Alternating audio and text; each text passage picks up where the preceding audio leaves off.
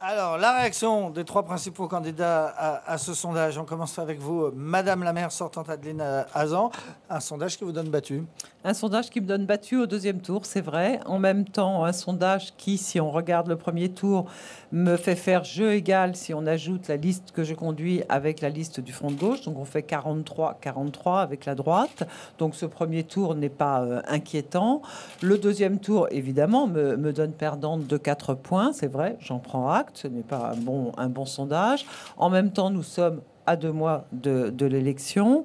Il n'y a pas encore le projet de la liste UMP, ni même la liste elle-même. Donc, c'est difficile de se prononcer pour les électeurs. Et puis, comme cela vient d'être dit très justement, je crois, par Monsieur Dabi et Monsieur Duhamel, on voit là, effectivement, l'effet d'un vote sanction. D'un vote sanction, là où, moi, je ne pensais pas qu'il pouvait être aussi important, mais on se rend compte, et y compris dans les interviews que vous avez diffusées, que beaucoup de personnes disent le bilan de l'équipe sortante est bon, mais je suis déçu pour le moment par la politique gouvernementale, donc je voterai Arnaud Robinet. Et c'est pour ça que vous avez invité aussi peu de ministres à venir vous soutenir. Je crois qu'à part Manuel Valls, personne n'est venu. Manuel Valls pourtant, on n'est pas loin de Paris. Ils auraient pu venir, les ministres. est venu pour annoncer une zone de sécurité prioritaire, c'est-à-dire pour annoncer quelque chose.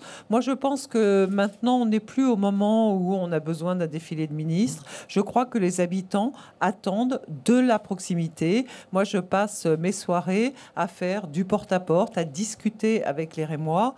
Et donc, je crois que c'est beaucoup plus important. Et à faire oublier que vous appartenez au parti au pouvoir, si j'ai bien compris. Pas du tout. J'assume totalement que j'appartiens au Parti socialiste.